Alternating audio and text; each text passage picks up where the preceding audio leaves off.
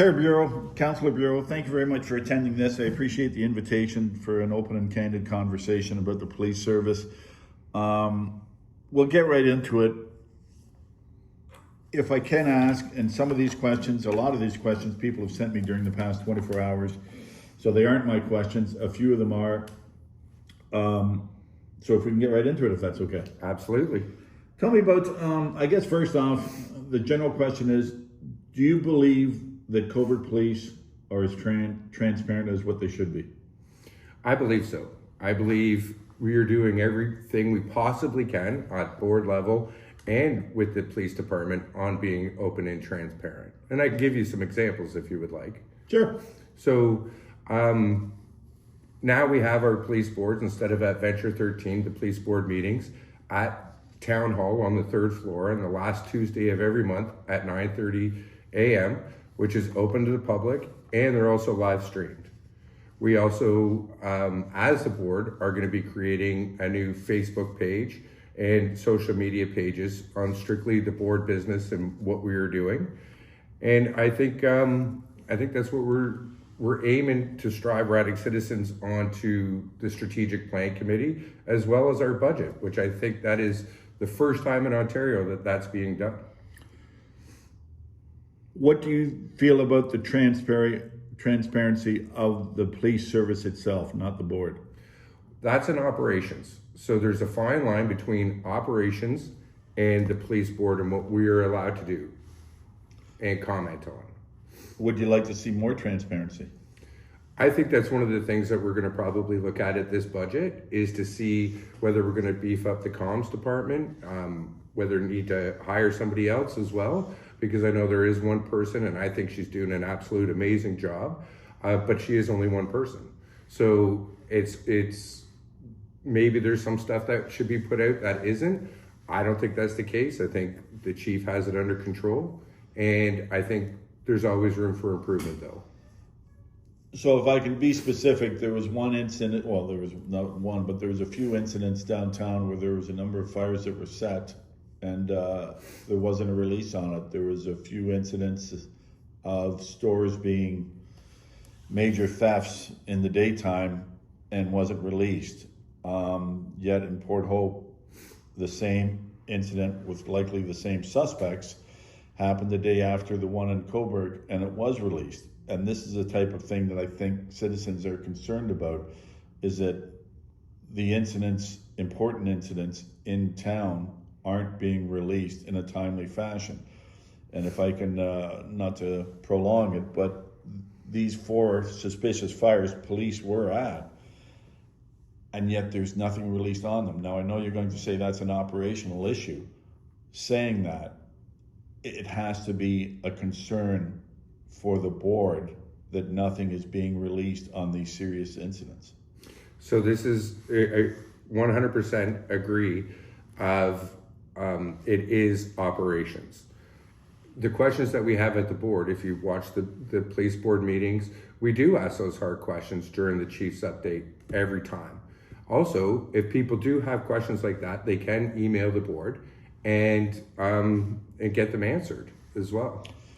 I have emailed the board and I have emailed the chief, and as you're aware that I was going to say little to no, but there is no response from the chief about these incidents, and they're serious incidents, and that's also a concern. Being a taxpayer and a business owner, I think that's unjust, but there's serious incidents that aren't being reported to the public to ease their concerns or let them know what they can do to be safe. And I think it's a concern whether you say that it's one communications officer or more or less.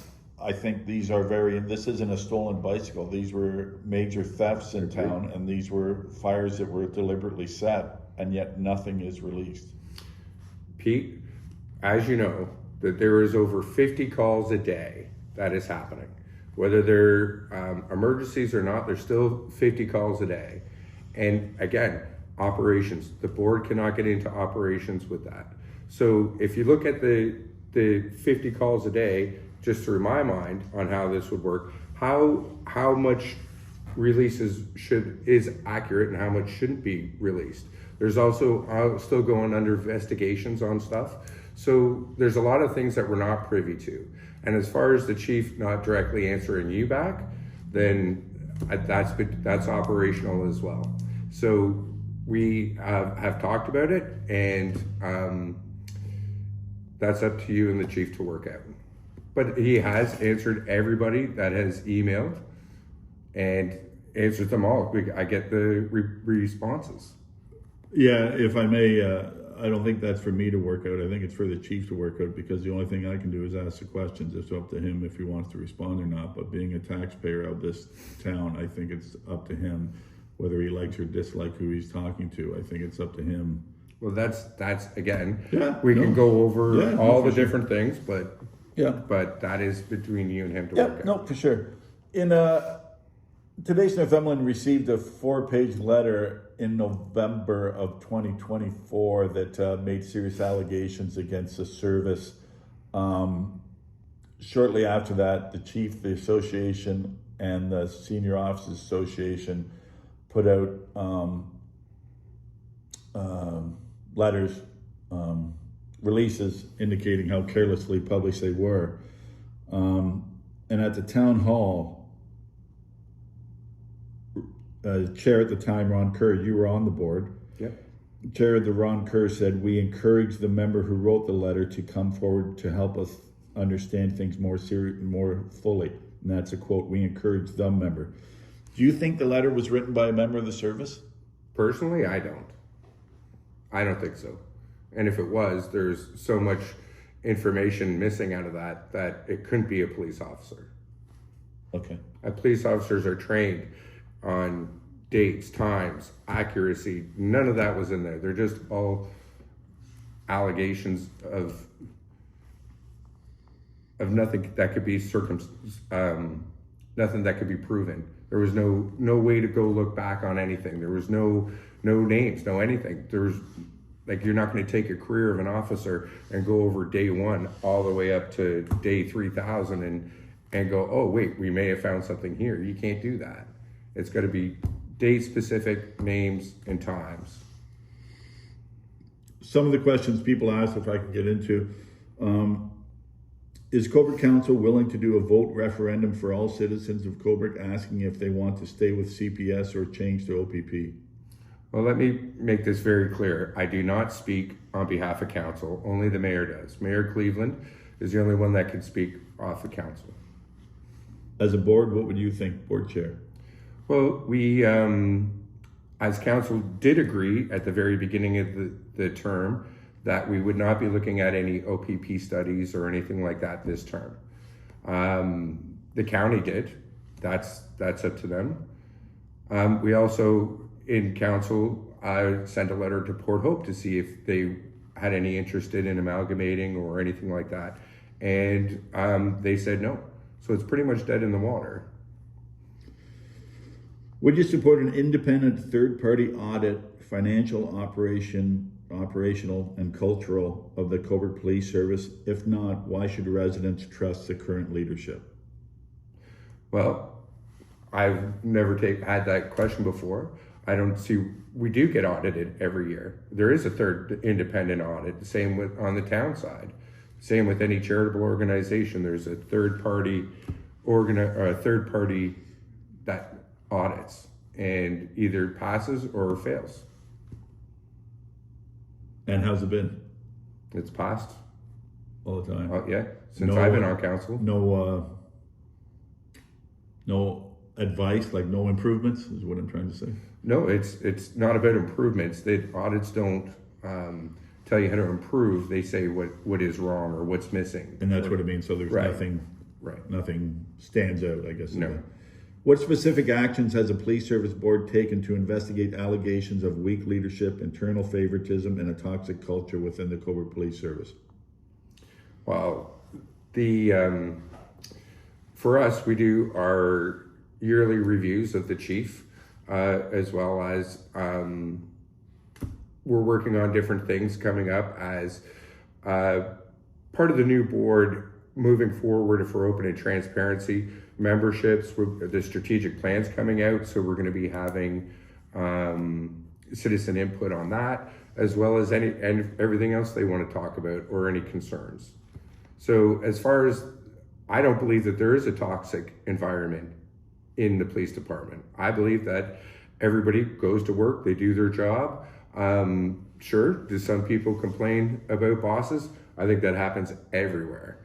Do I think it's toxic to a point where things are going to crumble? I definitely don't think so.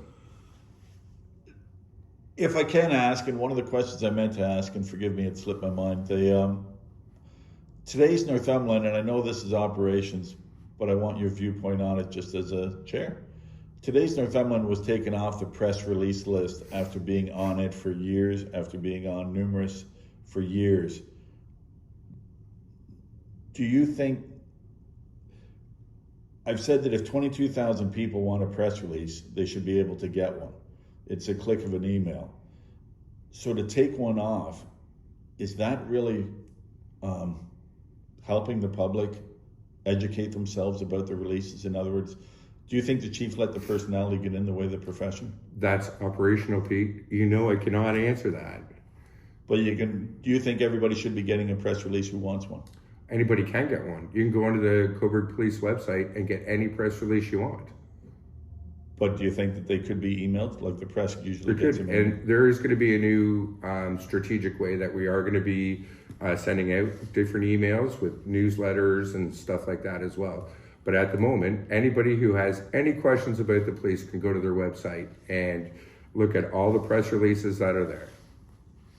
And could you think of any reason why somebody should be taken off a press release list? Yeah, many reasons. Go ahead. Well, many reasons. But that's not for me to answer. That is up to the chief and the operations. Remember, I got to draw that line. We're strictly regulated on this stuff, on not getting into operations. That's like me questioning the CAO of the town on what on her actions. I can't do that. I agree, Adam. The only thing that I disagree with is that as chair, the service and the board promote transparency. Clearly there isn't. Correct. With the way the chief is doing this. In your opinion. No. Sorry to interrupt. No, I disagree with that. It's not my opinion. We've been getting press releases for decades. Mm-hmm. And all of a sudden not. So it's not my opinion. It's like we're not getting releases, and yet other people are. It's not an opinion, that's a fact. That is true. And that falls under the operation guidelines. If Paul was sitting in my seat, then he would be able to answer that. But I cannot. Just like he can't ask me on who I email and who don't. Agreed. But that's where it falls under the transparency, that it's not really... Under the police service. That would be a question for the chief. That's right. So you can say the board is transparent, but not necessarily the police service. I think the police are. I do. I think in your case is different. I think yours is an isolated case compared to everybody else. That's right. Yeah. But that's, But also, you have the right to file complaints with LECA, the Law Enforcement Complaint Agency. Absolutely. And go through all that process. If they find something, the board will definitely hear about it. Absolutely. One would think that's a little bit childish, though. It seems, and this is going to get in the way of editorializing, but one would think that that's a little bit childish to, if you don't like what's here, we're going to take your bat and ball and go home and you can't play with us anymore. I don't think so. I don't think that's it. You don't? Nope. What is it? No, I think that's for you and Paul to work out. I cannot get into operations. I can't do that. And I just want to say, it's not. It's you're not asking me to get into trouble by asking answering operational. No. I just think that I think you could be clear with that. Everybody should get information what they want, and they can. There is nothing. Can you go onto the website? Or you've been blocked on the website? No. Have I emailed the chief and got a response back? That's operational. Operational. That's up to him, not me. But you still have access to all that information. You're not banned. You're not blacklisted. No. Yeah. You can get all the information as much as anybody else can. I just think that it's and we'll move on from this after this, but I just think it's very unprofessional for a citizen of this town not be able to communicate with the chief of police. I'll leave it at that. Okay. Can you name one recent policy or request put forth by the Cobourg Police leadership that the board has meaningfully challenged, amended, or rejected? Oh, there's been lots. There's lots that we got to also remember. There's open and closed meetings. So a lot of stuff that has been discussed, we're not allowed to discuss it in public. But look at the Safe Streets program. The board was adamant on being tough on crime, get out there, officers, but we can only direct so much and ask. And I think the chief stood up and did that. If you look every month on the police board meetings during his updates, he has a list of what has been done with the officers specifically on the Safe Streets program and Bill 6. Why are closed-door sessions the norm in Cobourg when they are supposed to be used sparingly under the Police Services Act? Excuse me. What is being discussed that cannot be discussed to the public? Well, it's just like the Municipal Act. The Police Act is kind of similar. There's certain requirements why we have to go into closed session, and that's the same with council. If it's an identifiable individual, I think there's 4 things: identifiable individual, investments, trades. There's so many different things that we have to require to go into closed, and it's not a choice. We have to. And dealing with individuals, I take it. Like Identifiable individuals. Like we cannot say, "Oh, officer so and so in public did this." There's there's a straight, rigid line that we have to. Same with council. Why is Cobourg funding a canine unit that will be shared with Belleville, a larger municipality? What percentage of that canine unit's time will be used for Cobourg's needs, and how will the overtime be accounted for? That's a great question that I cannot answer because that is operational. So, for instance, if we are going to be giving money or sharing money or a partnership with a canine unit, then that would come to the budget. And during the budget process, we would either allocate money for that or we won't. And in Section 19 of the new Police Act, it's required that everything come onto the agenda that we're going to be doing that is a partnership. And it has not come onto the agenda yet. Why go Belleville and not OPP? Pardon me? For a canine, why go Belleville and not OPP? Again, I don't know because we haven't had the report. So I don't know. Or Durham for that matter. But I see what you're saying. But again, maybe there's a service that we're trading. Yeah. We don't know until the report comes. In concept, I think it's a good idea. I don't know all the parameters, but generally speaking, if I can say, and again, I don't want to take up the time for questions, but years ago there was a canine here, and I can certainly say, beyond the shadow of a doubt, there wasn't a lot of time wasted waiting for canine to arrive from either Belleville, OPP, or Durham. So having a canine here strictly, I think, would be a stronger asset than having one other places, because at the minimum, you're waiting approximately 45 minutes at the minimum. Agreed. So if we partnership, how do you know that the partnership isn't of how to train the dogs, how to right from when the dog's a pup all the way going up until it's a police dog? Yeah. We again, without a report, absolutely, everything is speculation on that. Yeah. No, I just think it would be better beneficially for the citizens to have it here. That's why I said I think it's good. Yeah. As long as it's here. Again, we don't know. Yeah.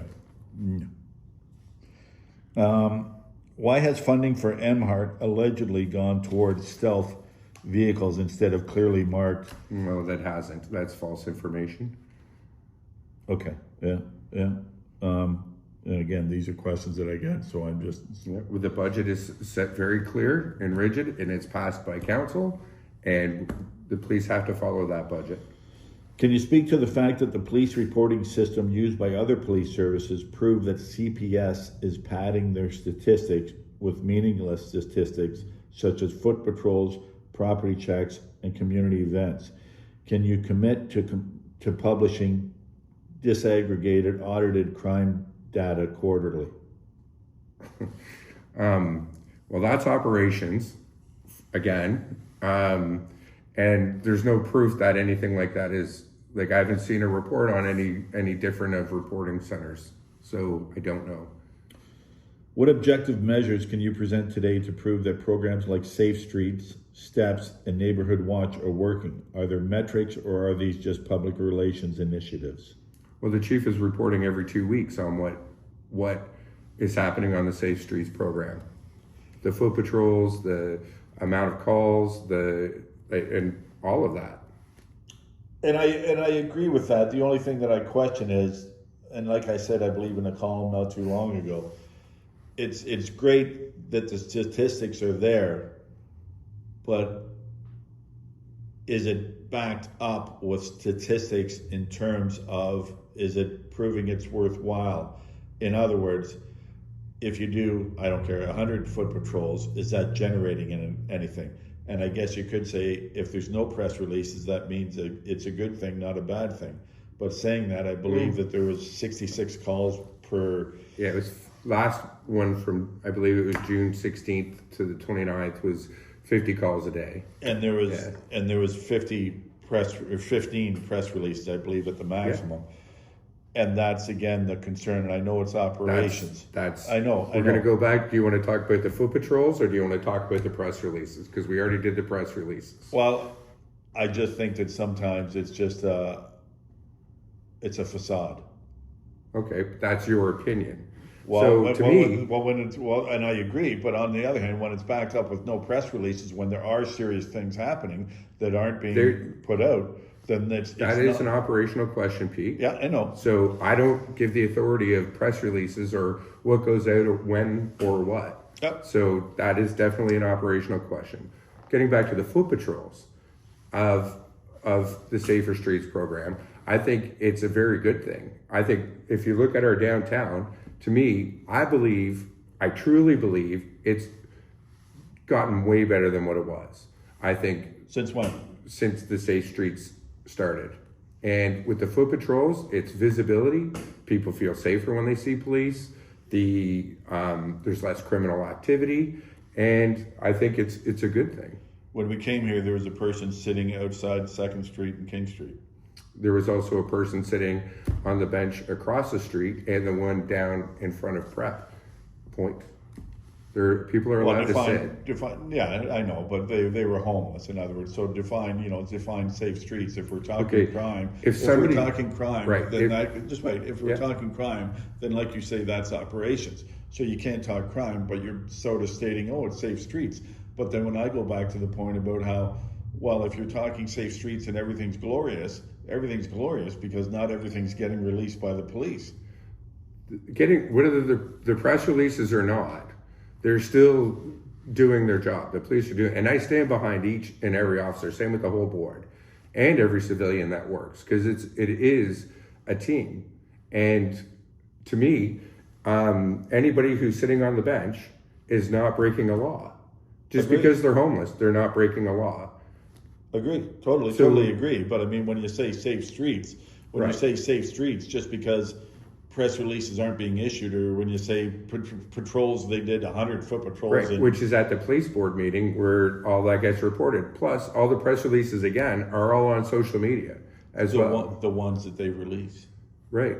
So if you have an issue with that, Pete, then go take it up with the chief. I'd love to. I cannot. I'd love to. I cannot answer questions about operations. I will get in trouble if I do that. And I can't make it any clearer. And I'm not saying that, but I'm saying when you're pumping up how the great things are with the Safe Streets, you can't back it up because you're not saying how many things happen. It's reported at the meetings. Just like this Tuesday morning, August 26th, 9:30, council chambers. You will see the update. The agenda's already out. There will be the chief's update added soon, and you will see the statistics there as well. Except for the releases, though. Again, to say serious things. I don't care about a stolen bike, but I mean, if it's a serious thing like I do believe they put out a lot of releases. They put out a lot, in my opinion. But again, I'm not saying yes or no. I'm saying that's an operational thing, and I can't keep answering your same question. No, I know. Is this what's going to be the? No, but just you can't keep patting it, saying, "Oh, they're doing great I'm not because they're doing foot absolutely. I will be saying the officers are doing good work. 100% they are. patrols." But it's not backing it up because they're doing The great chair of the foot police board is saying the officer, the chief is bringing statistics. They're the officers out there. I see them every day. They're working their butts off. And I think they're doing a great job. I really believe that. Well, then I guess maybe the miscommunication is between the officers and the communications because the communications isn't showing that. Or maybe it's between you and the chief and nothing to do with me or any of the officers No. or anybody Don't out bring there. that, but it's a communications. The people want to feel safe. Right. They want to feel Yes. safe. That's the biggest thing in this community, I think goes without saying. Yes. They want to feel safe. Agreed. And do they feel safe? And my name is on this. I am saying that we are safe. Yes, do we have issues? Yes, do we need to improve things? Absolutely, and that's what we're trying to do.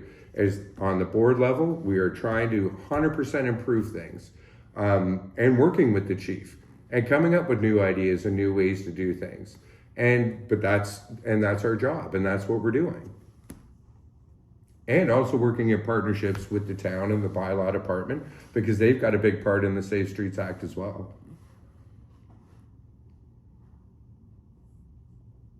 If the public continues to feel unsafe, unserved, and unheard, what evidence do you have? This is from, so I'm just repeating what this says. If the public continues to feel unsafe, unserved, and unheard, what evidence do you have that CPS is fulfilling its core mandate to serve and protect? Well, I really don't know how to answer that because there's no, because to me, a lot of the public do feel safe. A lot of the public are safe. I don't know how to answer that question because there's no specifics and there's no times and there's no dates. And it's saying generally the whole public. And if to me, the whole public, there's a lot of public that think downtown is great and that there is no issues. Yes. Do we have some unsheltered people there? Of course, just like in every town.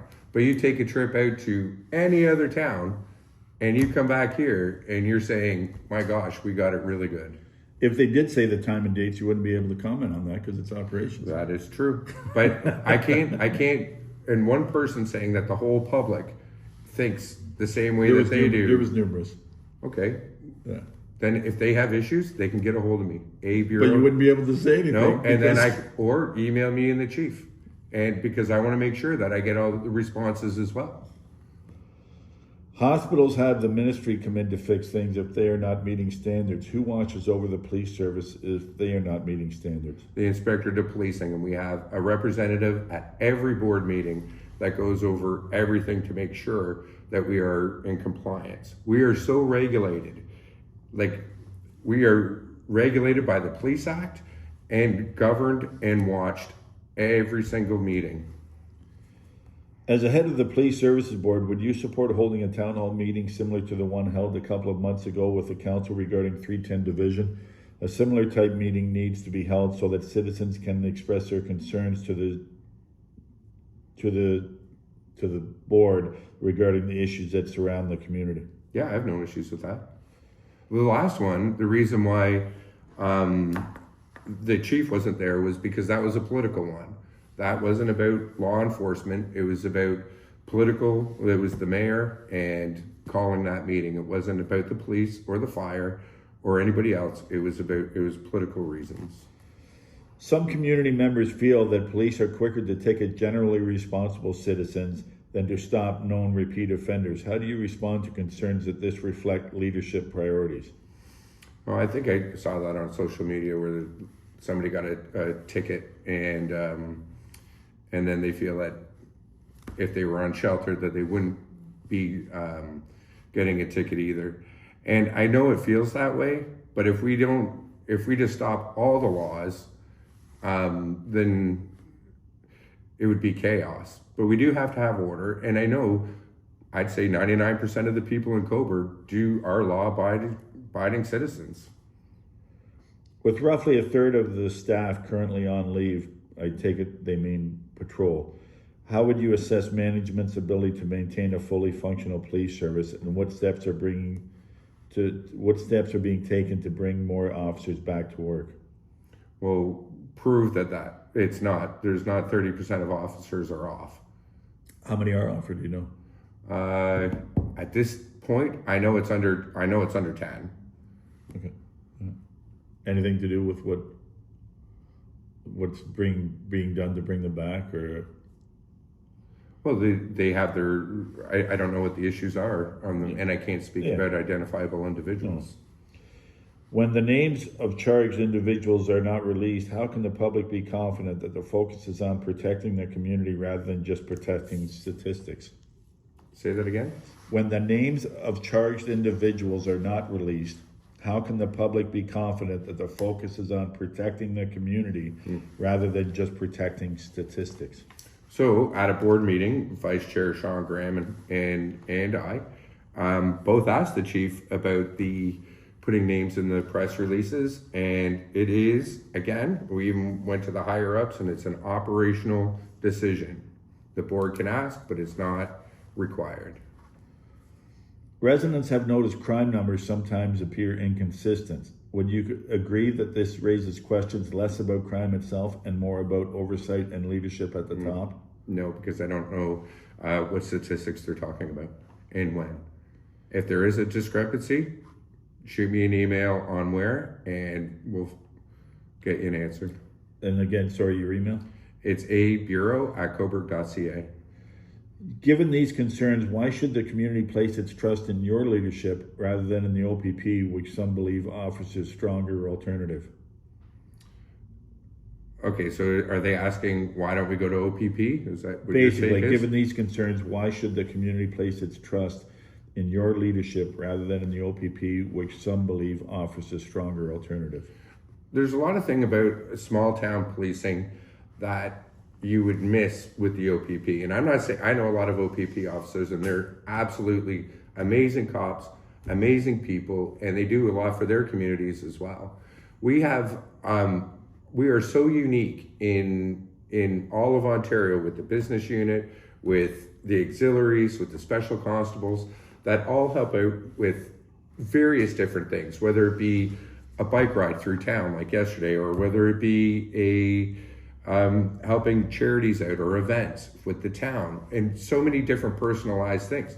For instance, even the food drives that the auxiliaries do on their own time and raise thousands of dollars and thousands of pounds of food every month, strictly to help our community out.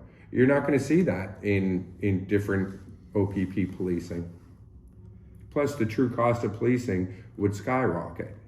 So also, which I did hear, is that as of now, there aren't going to be any small town police officers or police departments changing into the OPP anytime soon. And that's at the provincial level. The provincial government said that? Yeah. Okay. Are illegal drugs being confiscated from drug users clearly using in public? In other words, not necessarily being arrested, but are they being confiscated from people using drugs in public? And if no, why not? That's operational. I can't answer that. Yep. In my opinion, I assume yes.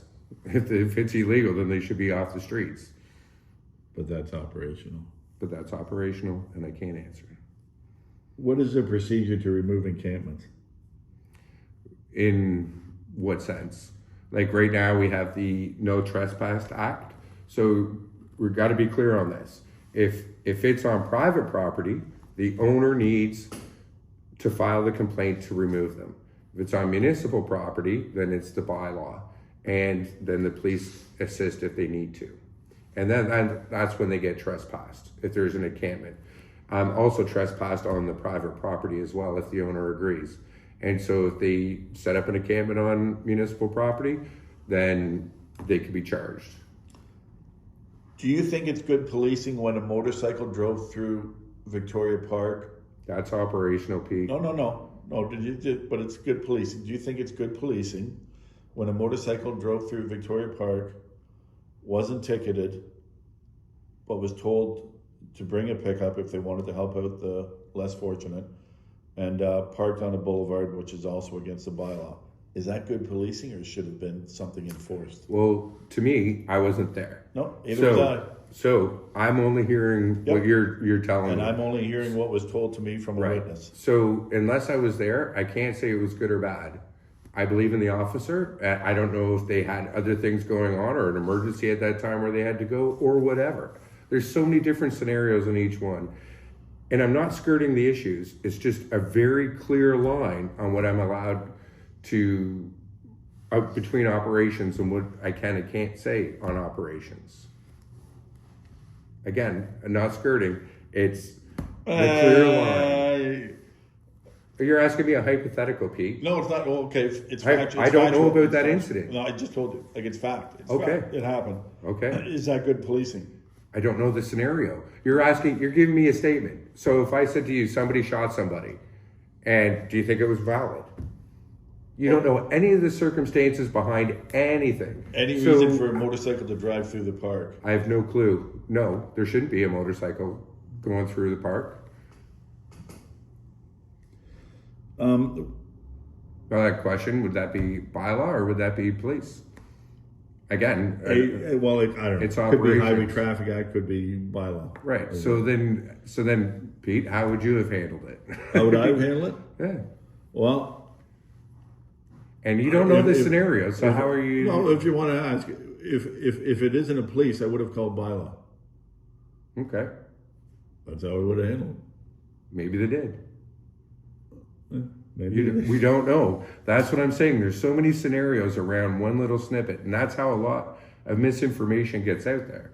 Was that wrong? Absolutely. You shouldn't be driving motorcycles through the parks at all, ever. At all, ever. But we don't know the scenario of the officer, the bylaw officer, or any surrounding things. We just don't know that. Well, the woman that told me about it called police the next day because the pickup truck that was driven by the same motorcycle driver, the police told the motorcycle driver to park the pickup on the boulevard, which is also against the bylaw, whatever. And she was rather frustrated because you went from I'm just saying. Yeah. Because she was rather frustrated because the motorcycle drove through the park. The police officer that told the gentleman on the motorcycle to park his pickup truck the next day on the boulevard didn't do anything about that either. So it's just, in this incident, this is why people are frustrated because they don't see the results of people phoning for assistance from police. It's not a question, I'm just saying it's a statement. She reiterated to me her frustration because nothing was done. And it's a statement, it's not a question, but she reiterated her frustration because there she is calling the police and nothing was done. So it's just, I get you. Yep. What is the procedure to remove encampments? I take it bylaw. We did that. Yeah, okay, sorry. What happened to your motion to have council, what has happened to your motion to council to have them removed immediately? What? Encampments. What happened to your motion? Did you have a motion to remove encampments immediately?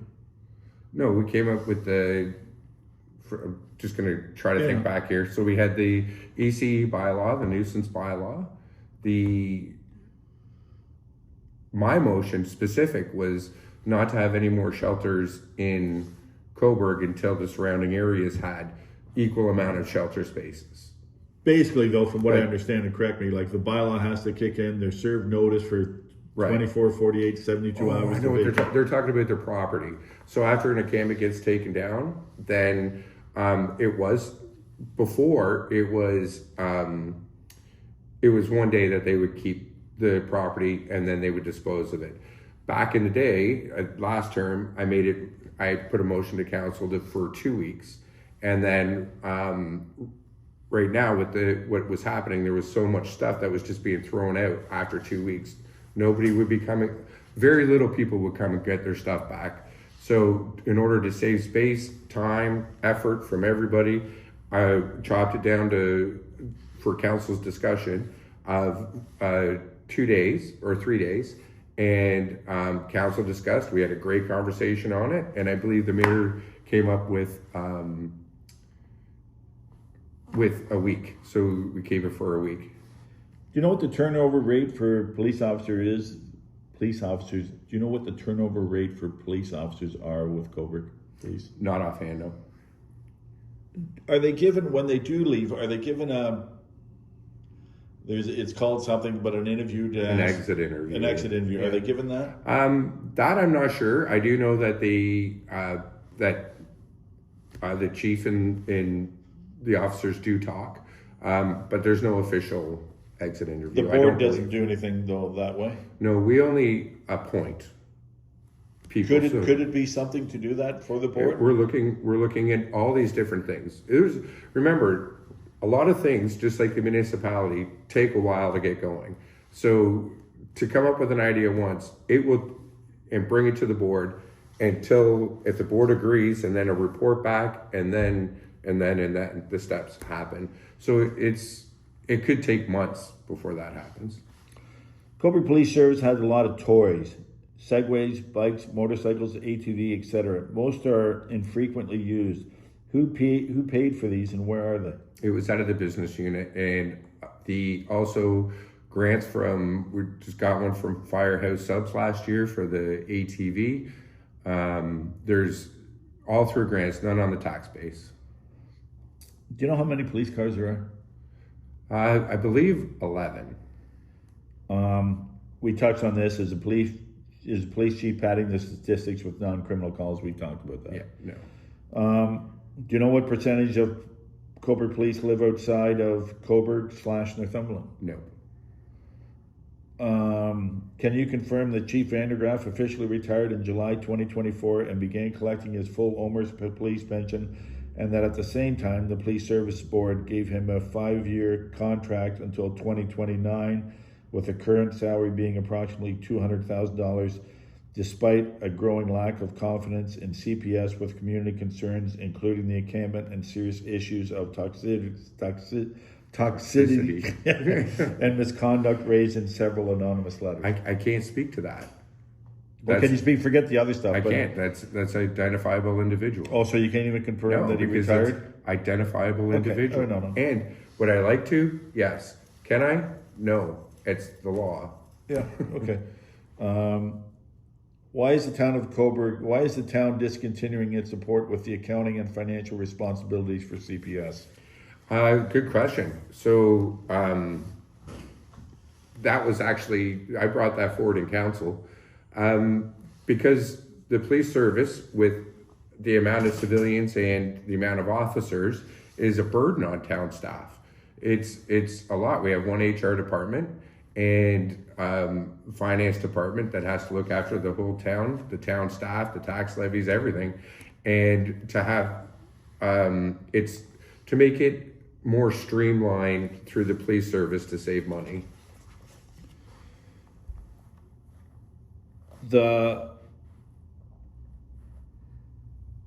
This change comes at a recent diversion of funds generated by business services directly to the town, despite strong objection by the chief. Are these changes linked to a financial or other budgeting issue? Okay, say that again? This change, which we just talked about, comes after recent diversion of funds generated by business services directly to the town, despite strong objection by the chief. There's been no funds from the business unit given to the town. There hasn't been any of that. It doesn't work that way. Okay. There has been a significant increase in human rights complaints filed by members off on long-term disability, citing discrimination, zero support, and unethical practices. Does this not concern the board? Well, how can I speak to that when it's identifiable individuals in each cases? So how many officers have filed complaints? Have they gone through the proper channels? I have no idea. That's a blanket statement that I can't answer. To coincide with that, how much has been spent on legal costs and settlements regarding HRTO and other practice matters to date? There are 3 more HRTO hearings outstanding with further costs involved.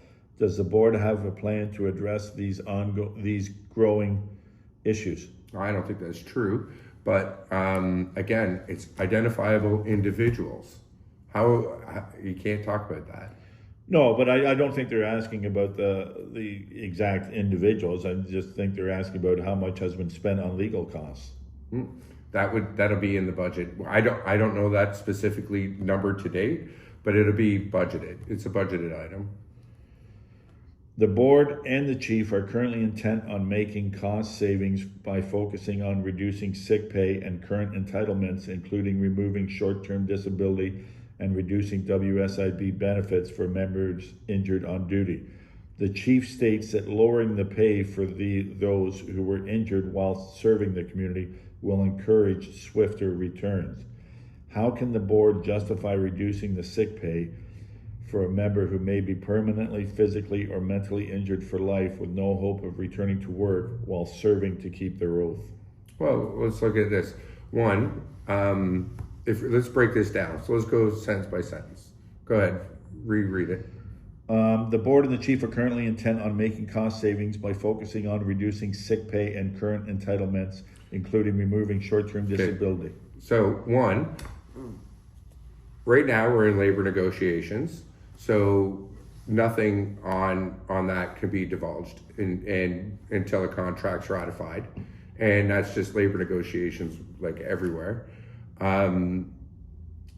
No claim has been made. I would like to see where that claim has been made, where the chief said we're going to lower the pay so that they come back to work. The difference is right now how it works with the WSIB, they get top-up pay. They still get paid. They still get that. It's the top of the benefits after years and years. So none of that's changed right now. So does that coincide with the last question they asked, is how can the board justify reducing the sick pay for a member who may be permanently, physically, or mentally injured for life? Well, they're not going to not get paid. Reducing the sick pay. Well, it's up to labor negotiations. So we can't talk about that until... Yeah, so that hasn't been... Right, we haven't finished that yet. Why are current or future disabled members being targeted to balance budgets when savings could be made by other cuts, such as high-end vehicles for personal use by senior management and CIB members? I don't think that's true at all. I'm not saying they don't have a valid thing. Maybe they have misinformation, but that is a blanket statement that nobody can answer that. And it's not true. As the board, you keep saying that they can't interfere with any operational issues. Who exactly is the chief accountable to? To the board. But you can't answer. There's guidelines on that. It's not like a private company where you can direct your CEO or CAO. There's guidelines and certain things we can and can't direct. We're not cops. So it would be like me going to the fire department and saying, hey chief, this is how I think you should start putting out fires. They would look at me and say, Adam, you're crazy. So it's the same thing. We are governors over policies, procedures, and budgets. That's what we do. We also appoint people. There's a list of things we do, but given directional ways for the police to move forward, we can't do that. Or how they in operations. In general, and you've been on the board now for a number of years, excuse me, in general, do you think, not necessarily Cobourg, but in other areas, do you believe some members misuse long-term sick pay and benefits?